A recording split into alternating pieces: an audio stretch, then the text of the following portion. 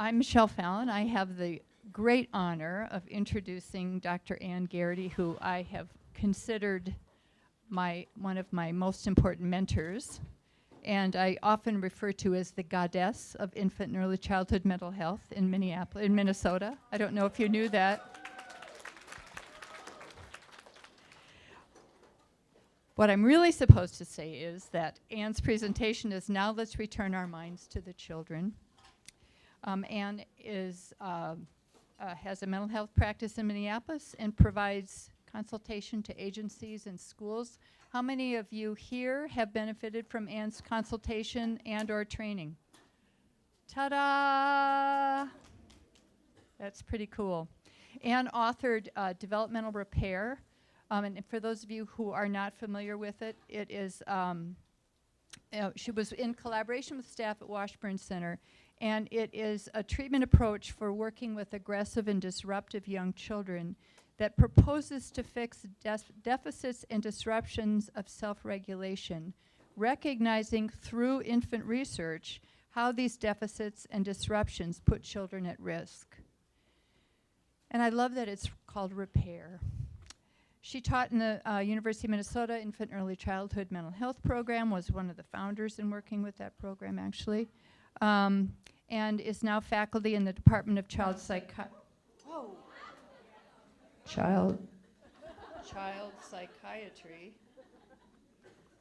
and is now privileged to consult with the Hennepin County Medical Center Mother-Baby Program as they expand their model. So please join me in welcoming Dr. Ann Garrity.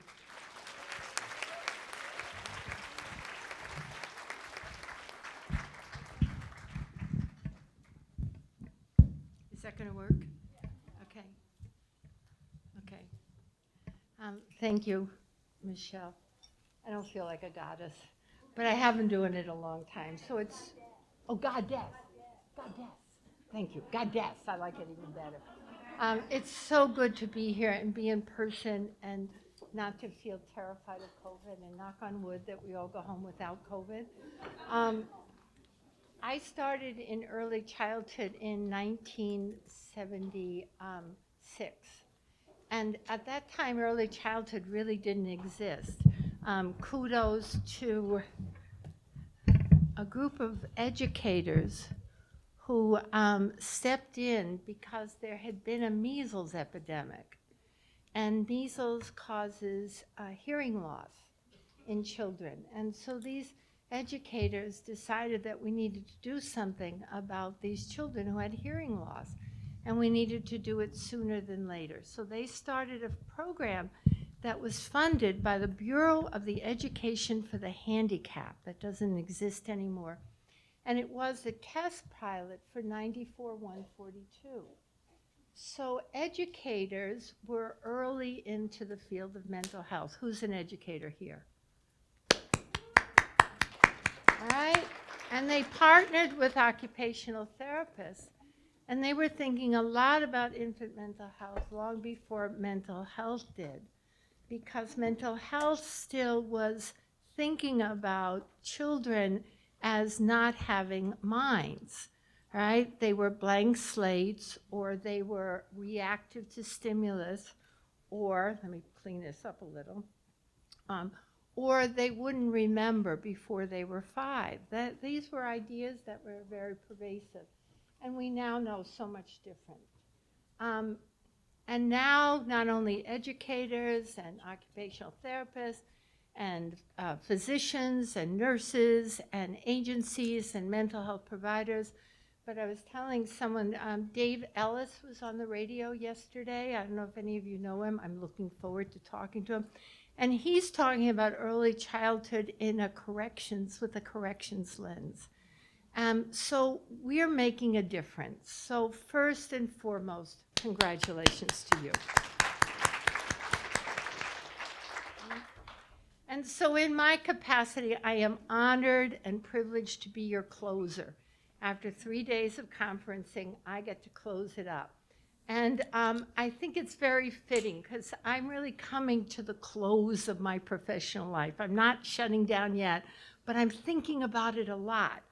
And so to look out of the room and see so many people who are here, who are interested in infant and early childhood mental health, and will keep this work going and growing is really a privilege. So I want to talk about minds. So let's turn our minds to the minds of children. You heard a lot about systems, you've heard a lot about relationships, you've heard a lot about how we keep doing the work. I want to spend this last hour thinking about minds. And I want to acknowledge that the kernel of this talk came from Michelle.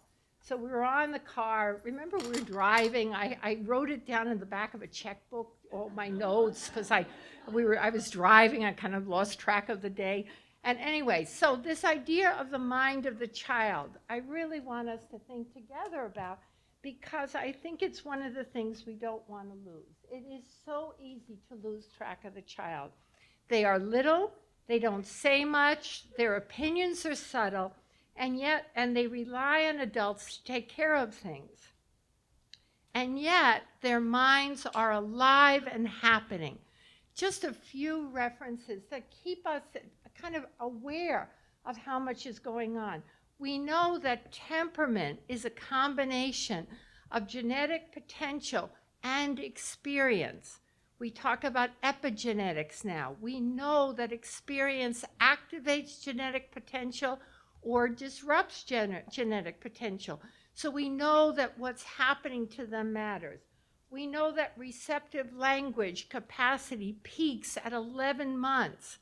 Now, I don't think there's a baby in town who's talking at 11 months, but already their brain has organized to receptive language. And this is a Center for the Developing Child slide where you start to see that capacity start to diminish. So at 11 months, they're alive to language.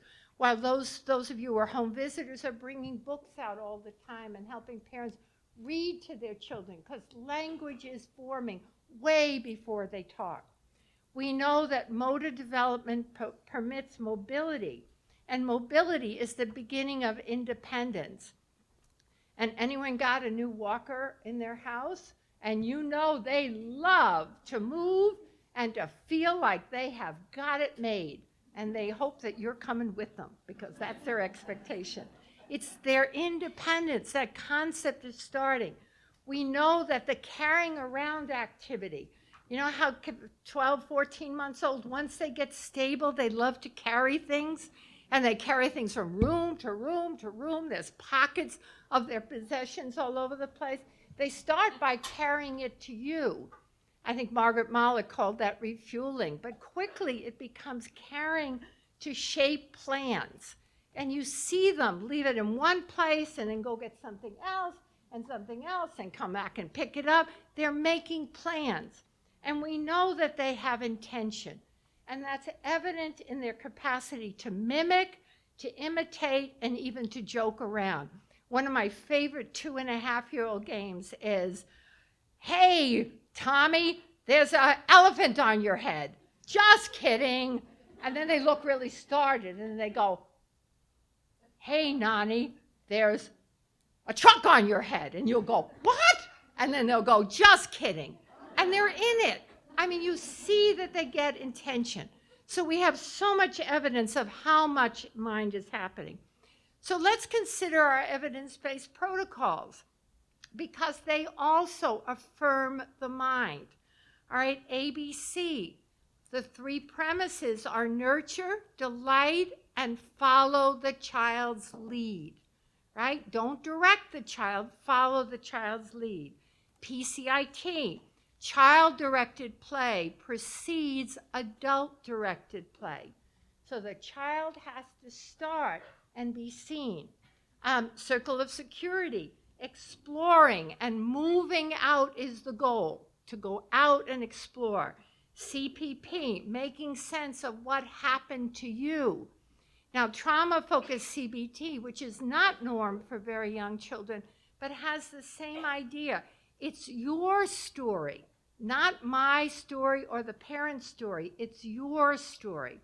And in my developmental repair model, which was totally taken from early childhood research, what we looked at was how do we build the child's capacity, the internal capacity.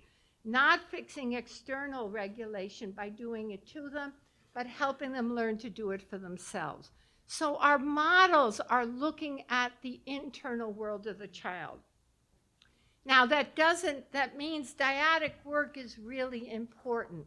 And you spend 3 days thinking about dyadic work, talking about the importance of the family. I love Winnicott's quote, there's no such thing as a baby, there's always a baby with a parent. Engaging the parent is in the service of knowing their child. And we don't want to lose sight of that. Sometimes when we're working with parents, we can get so caught up knowing them and their needs, which often have not been validated, that we can lose the child. But it's really, the work is knowing your child. While the relationship is mutually regulating, it's in the service of the child's mind learning to be. So the whole point of co-regulation is to help the child feel stable enough that he can experience his world. And that's where the parent is the co-regulator. Now the child can co-regulate the parent because in the process, both feel competent. But the work is really about the child being able to hold on to security even when alone, even when not with the parent. So the child is taking the parent in. And with reflection, the parent also benefits because the parent takes the child in, and as many of us have experienced, by understanding our child, we actually start to heal ourselves. We understand better about ourselves. Others engage in this essential co-regulation when the child hires them to step in. And hiring is the way we talk about the active participation of these early transactions. Right? When I show up, I'm not important until the child lets me to be important. So again, the mind of the child is really there. Why does this matter?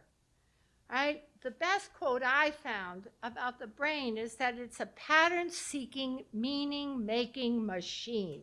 Isn't that a good one? These slides will be on the website. You're welcome to them. Pattern-seeking, meaning-making machine. I love the machine part. Infants and toddlers are making meaning through their body perceptions and sensations long before they have language to tell the story. This is one of the startling discoveries in my professional life. One of my early cases in the early 90s was, many of you have heard me talk about this young girl. She was 11 months at the time, and her father murdered her mother. And she was left alone in the apartment for 23 hours before anyone found them. She had a half-sister and brother, 5.5 and 4.5. And we know that the children tried to rouse their mother because they had blood on them. But we also know that they were alone and not taken care of. Shortly after they were discovered, the half-siblings were placed with their biological father, and my little girl was placed in a foster home where she got terrible diarrhea. And everyone said, well, that doesn't make any sense. Why would she have diarrhea? Why would she have diarrhea, everyone? This is what happens to bodies through their sensations and perceptions. I was asked to see her, and I saw her for most of her life, most of her childhood. She's now an adult with several children of her own. The important thing is many, many parts of that story I'm absolutely indebted to her because she taught me all about trauma. But the most important thing was at that time, everyone believed children before the age of 5 would not remember. They would not remember. They were not capable of remembering. And just as the first paper on memory was published, interestingly, at the University of Minnesota, that showed that young children as young as 6 months could remember patterns from visit to visit, my little girl not only remembered her mother's name, which was very odd, and remembered details, including knocking me over. And when I said, oh, who did that? She said her biological father's name, and she had not been with relatives from 11 months on. But she also remembered, when I was showing her play with a doll, that there was red here. right? And she pointed here and said red. And subsequently, I learned that although I knew the mother had been cut like 42 times, 41 were post-mortem cuts, so they weren't bleeding. This is the red. So it really impressed on me that young children do remember, and now we have the research to prove it. In fact, we know young children remember more because they remember it in their bodies. So it's not mediated by language. So that's why perceptions and sensations are so important, because it's only as they can move to the left hemisphere and tell it in language that they get some mastery of it. Now, parents facilitate this story building with our continual conversation. So the mind is filled with sensations, but it's not organized in language until the adults in our lives help us organize.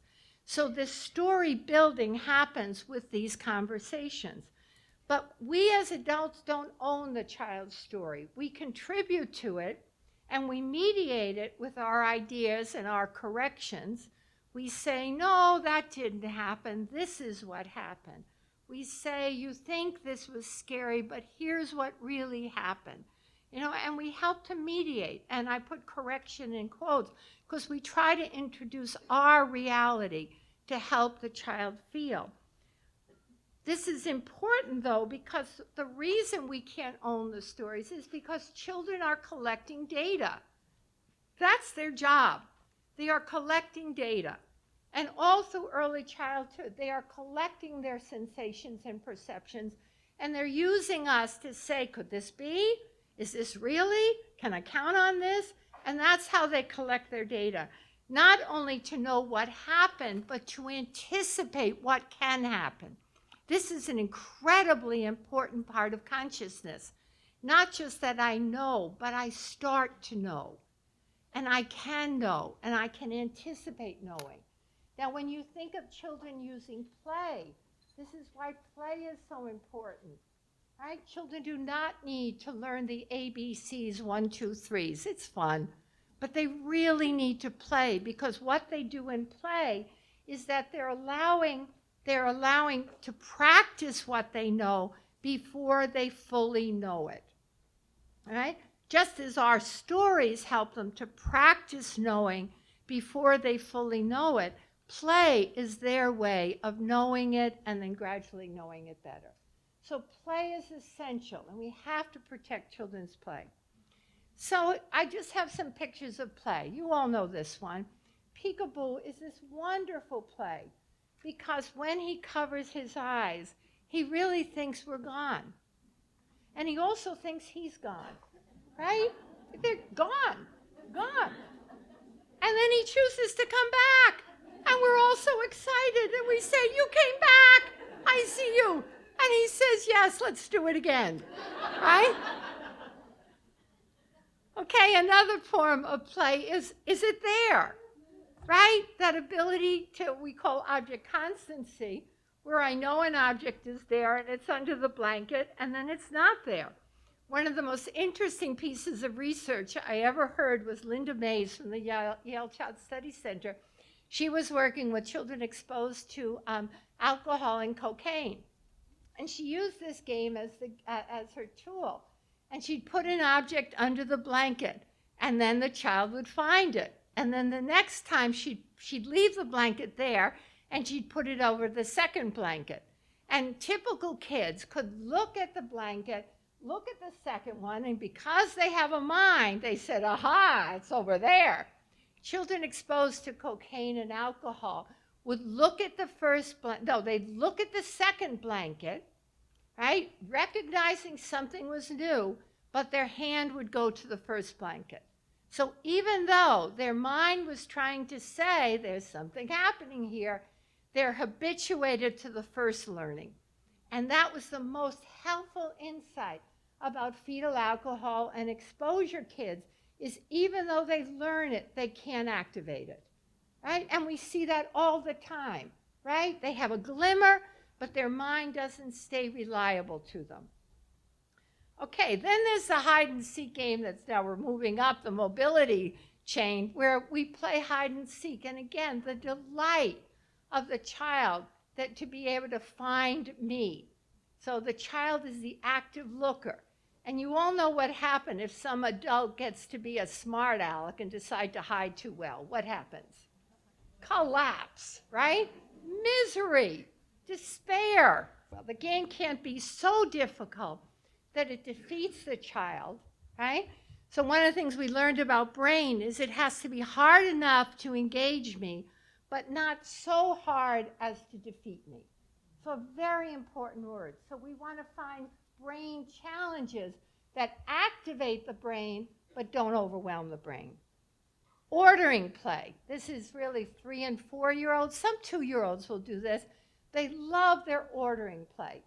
Right? Now, ordering play does not mean the child has autism. Remember? Right?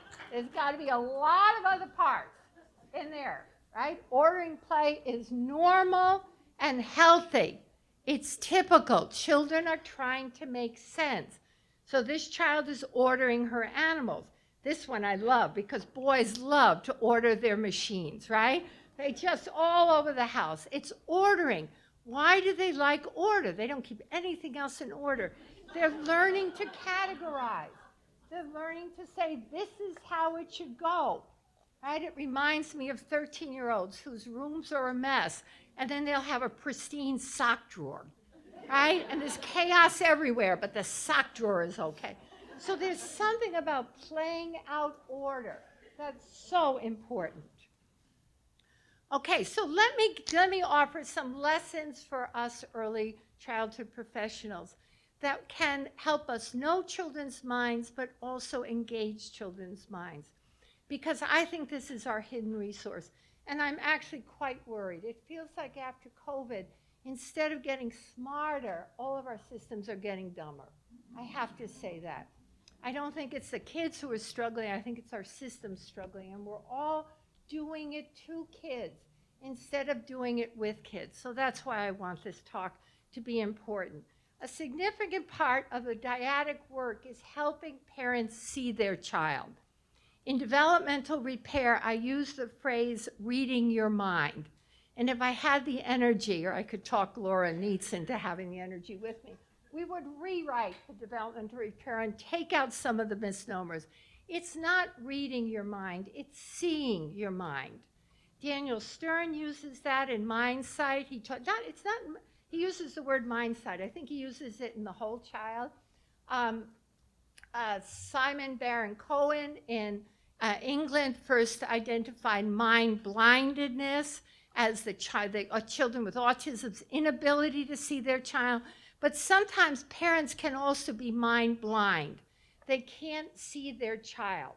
Right? So seeing the child's mind and providing words or approximations for them to borrow and use. Now, this is what parents do all the time. Oh, you're crying. I bet you have a wet diaper. Let's see what your diaper is like. Oh, it looks okay. What else can it be? And that kind of talking is a way of seeing the child's mind. One author talked about mind as, I have a mind because my parent sees my mind. I think that was in one of Arietta Slade's books. Seeing allows the parent to also appreciate the child's feelings, thoughts, needs, desires, intentions, which is seeing the child as a mentalizing being. Mentalization is, I think, one of the most interesting areas of research right now. How is it that we develop a mind that can see what I feel, think, believe, intend? And how do I see others? How do I know what's in my mind so that I can recognize others? A lot of the children that I work with aren't able to see others' minds because they can't see their own minds. You say to them, what are you feeling? And they say, I don't know. And they're not being coy, and they're not being rude. They really don't know.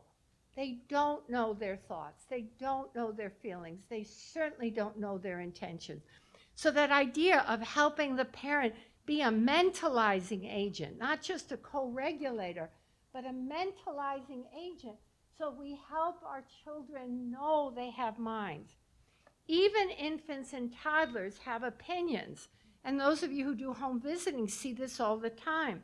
These are sensations that are confusing and contradictory to the outside observer, but which can be named by the parent as recognition of the child's parenthood. So often infants and toddlers will get upset, and a highly attuned parent will say, oh, he didn't sleep well last night. Or, oh, I think he had broccoli and that doesn't sit well with him. Or, oh, I think when the time changes, this work week of the year, right, that's why he's crabby. And this ability to give meaning to sensations is what protects the child and protects the parent from attributions that are harmful. Now, part of attaching is seeing your child as the same, right? And we all do that. We see our child as just like us, and that's kind of the magic of parenting. I have to confess, I babysat for my grand dog this week, 5 days with an 85-pound golden retriever. And once again, I discovered what a failure I am at taking care of dogs, because I like to talk to them. I like to discuss things. Dogs do not do well with discussing. No, I was trying to get him in the car, and I was really humiliated. And I actually thought, because I knew I was coming to see all of you, I thought, this is what it's like sometimes for a parent who doesn't know their kid. This is what it feels like. And to feel so embarrassed because you can't make it happen. So we all attach with the same. But equally important in parenting and mind work is seeing that your child is also different from you, and recognizing the differences or the unique qualities in your child. So when you're working with a family, helping a parent see same but also see different is really a gift, right? Because a lot of times where toddlers get into trouble with their parents is parents assume attributions of intention. They assume he's doing this to make me feel bad, when it's really just he's doing this because he's 2.5. And so seeing those differences is really important. We have to help parents see the differences as interesting and also important, right? It's really important that your child loves trucks.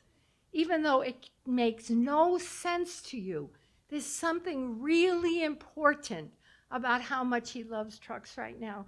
So let's be interested in it. Right? That is a gift. That is a gift not only to the parent, but to the child's mind. Sometimes family histories make differences negative. We've all seen this. He's just like his father, right? He's exactly like my father. She's just like my mother, and this is how my mother made me feel. Yikes, right? So our job is to point out the differences. And one of the best ways we do that is to say, yes, she may have genetic similarities to someone in your life, but she's got a different mother, or she's got a different father. So that's your job, to make sure the differences stay enjoyable, right? Because those kind of historical differences can be absolutely an albatross around the child's neck when they get burdened with that, all right? So number 2 is minds order sensations, realize emotions, and begin to construct stories. You know, the newest research on emotions is a construction view. Not that we have innate emotions and they just are there, but rather we have innate sensations that then get organized as emotion stories. Now, you taught me this early childhood, early in my career, name it and tame it.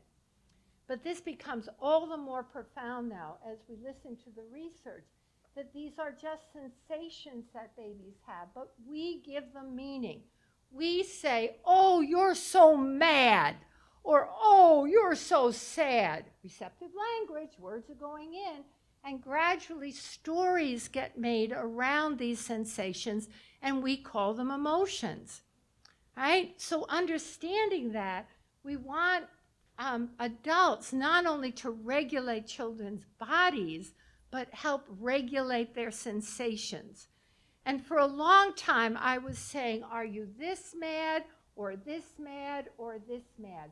And I remember first feeling guilty, like, was I controlling their minds or imposing? That was the criticism. Now I realize, no, I'm regulating. I'm saying, are you this mad? Oh, that's a lot of mad. Do you think you could bring it down to this mad? Because I think if it's this mad, we could talk. But when it's this mad, it just hurts too much.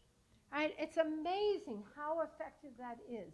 Even with older children, that kind of size visual, because it's a sensation more than an emotion. And the emotion exists in the stories. We supply the connecting links, so the feelings start to make sense. And there's nothing as wonderful as an annoyed 3-year-old who says, you hurt my feelings really bad.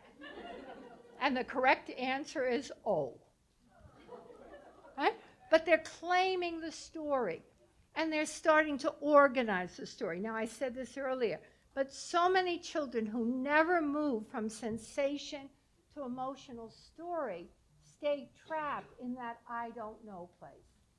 And that I don't know place drives teachers crazy, especially once they get to kindergarten and first grade, because we assume sentient beings, we assume they should know. And yet I really don't think many of them know. And that's because it's stayed as sensation. So we need to be active in helping them construct their stories. Let me say one thing about COVID right now. I think we should be doing a lot more COVID stories. I hope some of you who can draw are making COVID books. I think we need to have oral histories, because we're coming out acting like everything is fine, and yet it's not, and we are all struggling, but we're not talking about it, and so we can't get a story, which is really hard on kids. All right, the third thing I want us to think about is emerging language in this transitional space. Many of you know I have a card that I often give out to parents, and it's a beautiful embossed white card with black ink, and it says, "Stop talking." And it's a great card, because I'll hand it out and I'll say, I hope you won't be offended by this. But what am I trying to, and this is very sweet. I sent a box of them to Ariada Slade about 8 years ago, and she wrote to me about 2 months ago asking if she could put it in her book. I'm going to have 2 sentences in her book. I am so proud. My stop talking card. But she interpreted it differently, so it can mean anything. But for me, stop talking is exactly this idea, not that we don't talk to children, but we don't only talk to children, right? We don't talk at children. We don't talk to children. We talk with children. So Daniel Stern, in one of the first books about infant mental health, The Interpersonal World of the Infant, wrote that language acquisition was a good news, bad news phenomena. He said the good news is the toddler can now tell us what he thinks. The bad news is she has to tell us what she thinks. And I remember that. That was so helpful, because that's so much what toddler preschool functioning is about. They know more than they can say. They understand more than they can explain. And they're rather devastated when we don't get it. You all know the peanut butter sandwich story, right? I'm cutting the peanut butter sandwich. Should I cut it in a triangle or a rectangle? Which shall I cut? Are you ready? I'm cutting. And then the child falls apart because he really wanted the other shape, but he didn't have the words to tell. So you need words to let people know, right? Words are human quality. But we also know that words come much more slowly to children. The right hemisphere is the dominant hemisphere, at least until 3. And then there's a gradual migration over to the left hemisphere, the world of words and logic, right? Nobody expects a 4-year-old to be logical, right? No, no, no. They have a little logic on a good day when it serves them, right? But it's not a pervasive capacity. So this is a slow transition that takes place through much of early childhood. Language starts to be more reliable in later preschool. And we have to remember the delight in early talkers is just because they entertain us, not because they're better at it than anyone else. All right? So what do we do about this language? So when we're in a mind-seeing frame of mind, we listen. We listen. Emerging language capacity reveals children's mind as increasingly complex and amazing, especially when adults give mind and words value. All right? So this is a change. And there are still lots of people around, grandparents, who will adhere to children should be seen and not heard, or children should not talk back, or children should not say mean things. I was with an 11-year-old who's a very crabby 11-year-old. She has really bad ADHD. And she has parents who care deeply, but have been so frustrated with her, not in part because her father had undiagnosed ADHD, so it was really a shit show. Anyway, she is really, her self-esteem is so flattened. And I'm trying to help her with attention, anxiety, avoidance, and ashamed. Those are your the big four of the ADHD group. And I was teaching her about DAM, my favorite for anxiety. Danger creates anxiety and is solved by mastery. And I said, DAM, and she looked shocked. And I said, oh no, not that dam. You know, the beaver dam, which evoked a memory for her. She was a very early talker. And she claimed that when she was 2, she used to drive her parents crazy by saying, beaver dam, beaver dam, beaver dam. And they couldn't get mad at her because she was saying beaver dam. Isn't that great? She is just so amazing, right? But constantly I'm thinking of her because they had this family system that said kids shouldn't talk and kids shouldn't talk back. And they got into so much trouble. So we have to allow children to talk. Now, talking doesn't mean we let them go wild. It doesn't mean we tell them words that don't work. It doesn't mean we help them find better ways. You know, I have my favorite story, that little boy who I walked into the room. It doesn't mean that I don't correct him and say, next time do it this way instead of that way. Do you all know that story? Should I tell that story? I'll tell it really fast. I walked her into her first grade classroom up at Lucy Laney, and I could just tell this, I shouldn't have walked in. It wasn't my classroom. I'm a consultant. You don't invade kids' space. And as soon as I walked in, I could feel the tension in the room. It was palpable. And one kid leapt up and full voice shouted out, fuck you, bitch. And I turned to him because I think about minds. This is a good mind story. And I said, I am so sorry. I surprised you. My name is Anne, and I'm coming to talk to your teacher. And he said, oh. And as I left, equally loudly, he yelled, goodbye, Miss Anne. Now, not only did he give me an honorific, but as Natalie and Lauren know, most of our day treatment kids take months to learn our names because they're so aroused. He learned my name, proving that he learned. Now, I wish I had had the sense to say, next time when someone comes to into your room, say, who are you? Huh? Right? And I hope his teacher did. I trust it. But we want to correct children's language. I'm never saying let children say anything they want. Let them say it and help them learn what works. That's what we're about. So it's okay to say that word doesn't work. Or when you say that to me, I get too surprised. So let's try something else so you can hear me. All right? So we want to correct the form, not the function. Now, we want to listen especially to negative experiences, fearful times, times when children feel too alone or too overwhelmed. Why? Because those are trauma experiences. And we are rich in research now that helps us understand that young children, again, go back to my little girl, can and are traumatized. Trauma affects them on a sensory and perception level. And if we don't recognize that trauma and mediate it with language, they get stuck.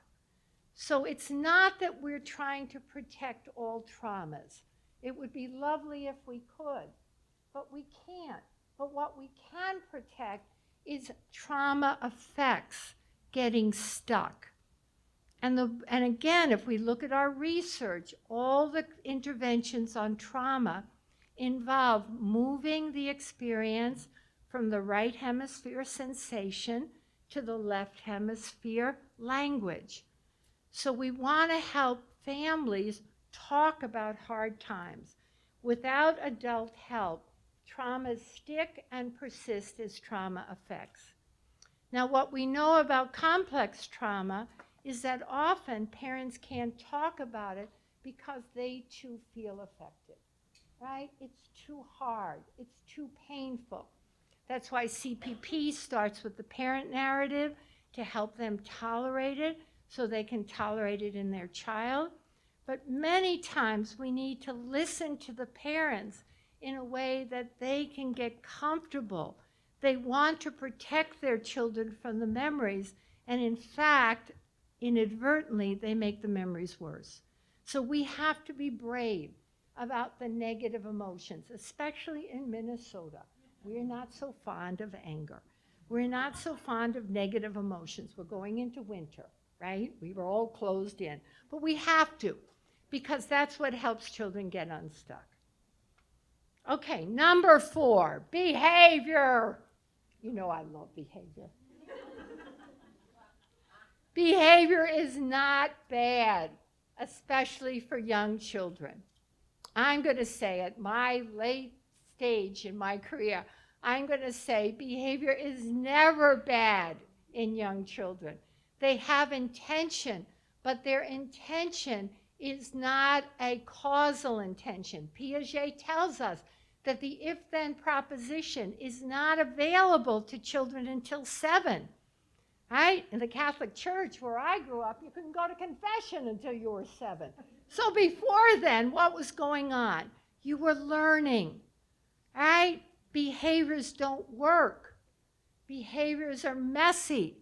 Behaviors cause people to be uncomfortable, but they're not inherently bad. They're the kid's best effort. And our job is to give them a better effort. So it may be dangerous or annoying or problematic, but it's not inherently bad because children are learning what's working. And that is so important.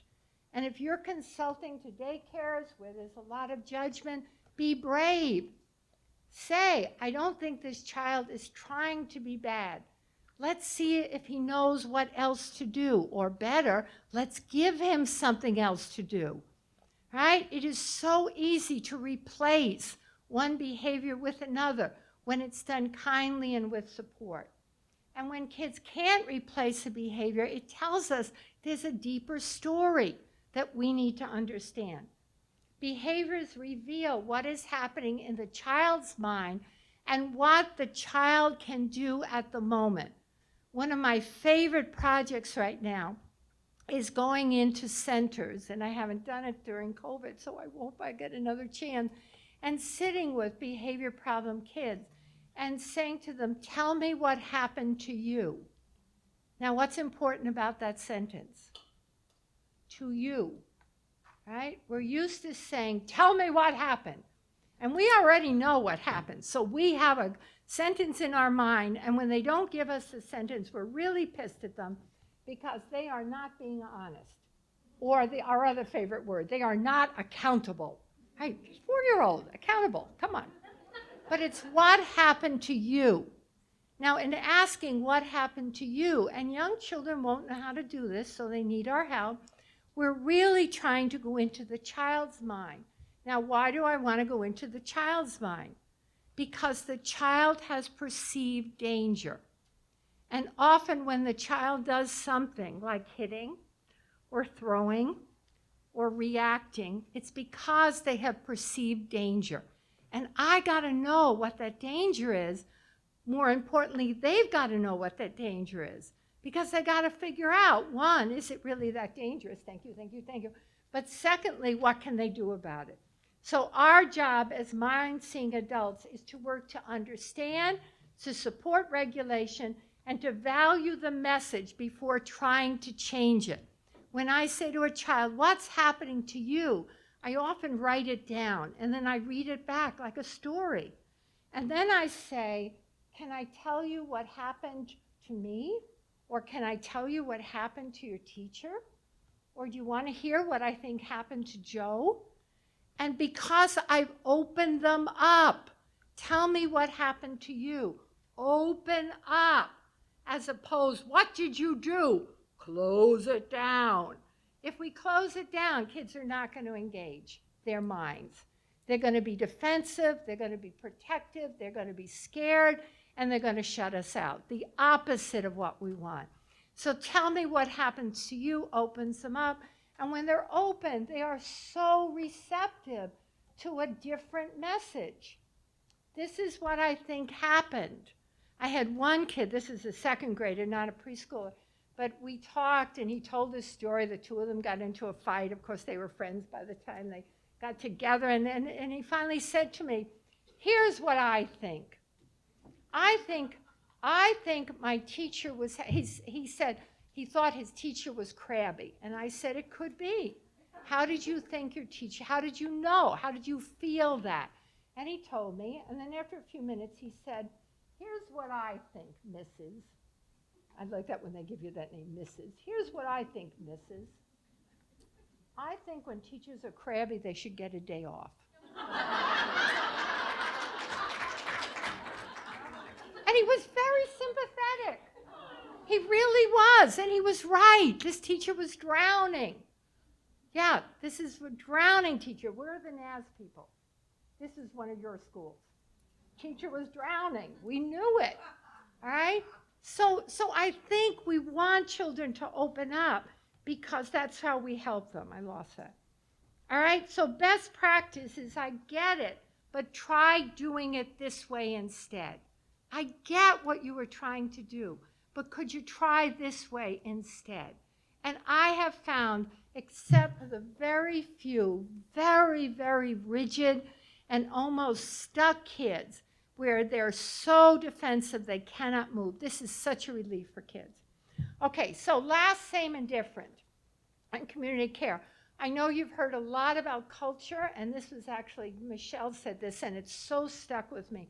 Our commitment to helping each child be me requires an appreciation that children bring different ideas, expectations, and needs to our community space. We have to be so careful in our preschool and toddler and infant rooms not to assume that everybody's baby is like mine and that everyone's expectations for care are like mine. We have to start thinking about the sensations and perceptions that go into early care. We have to make our community space a space that doesn't quash differences in the service of uniformity, but expands differences so that we can really welcome children to feel comfortable. That's the essence of being me. I feel safe here. I know there was a study on Monday. You heard about a study about preschool expulsions and teachers tracking, eyes over tracking black boys. This is what we're talking about. We have a norm that says everyone should do it this way, and so if you're deviant, then you're in trouble, even unconsciously. And we're not going to change that until we start talking about same and different as rich and important, and talk about it with the children. So we're talking about and helping them notice how you're the same and how you're different. That should be a whole curriculum, and I think Michelle's going to write it because it's so good. Okay, so 5 minutes, so I got to talk really fast. I know why I picked this book. I don't know why. I think it was A Visitor for Bear, because Bear is so crabby and Mouse comes and then he loves it. I think it was a COVID book I thought of. I have so many books to pick, but mostly I wanted to tell you is that there are children's books that are beloved because they do not lecture, they do not teach. They describe in ways that children's mind can access something that I feel true. Children's books that are beloved by children allow them to know something's happening outside of me that I recognize. They connect with children's minds. Children's books that children hate, that they leave away, they don't want to play with, are because they're too talky. They're too intentional. We've all seen those. So remember to use books because metacognitive abilities start in early childhood. This is so important. Right now, everybody wants to quicken learning. It's not going to work because so many of our young kids lost out on these opportunities to practice their metacognitive abilities. What are metacognitive abilities? They are attention, interest and curiosity, determination, motivation to manage new things, excitement and pride, tolerance and patience. These are things that got squashed during COVID, not because parents weren't trying hard, but part of how you learn to be motivated is you go to Target and you learn how to walk down the aisles and not run. There's a lot of experiences that children didn't get, right? These are developed within the child's mind, not imposed from the outside. You know, remember that song, you can't have one without the other, love and marriage, all right? You can't have high expectations without high engagement. And if we want to repair children's learning, you've got to have high engagement because children cannot learn content if they don't have the skills to stay in the learning mind. And the learning mind is different from the playing mind. It's a much more challenging mind, but it's a really satisfying mind because learning makes you feel better. And that's our mantra. Learning makes you feel better, but only with high engagement. So, in summary, a child's mind is a treasure, a creation, and a resource we must protect. Many of us get so busy with the systems, so busy with the adults, so busy with the demands that we kind of lose kids. And I don't want us to lose kids because they need us and we need them. At the core of our work is knowing the child and helping parents know their child and making sure community settings know that child. Any of you who do daycare consultation know that's your work, to get the daycare to like that child again, right? Get the parent to like that child again, to think their child is interesting. That's what we need. And for the children to become good learners, they must trust their minds. So we need to support their minds so that they can trust them. So we all must strive to use our minds to see and use their minds. This is a quote that I found recently from Flannery O'Connor, and it just charmed me.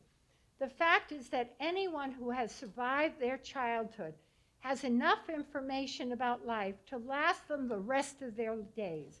If you can't make something out of a little experience, you probably won't be able to make it out of a lot. I just was charmed by that because she's right. And we help children make sense out of a little experience so that they can stand and withstand the challenges of the rest of their lives. Thank you. Work well.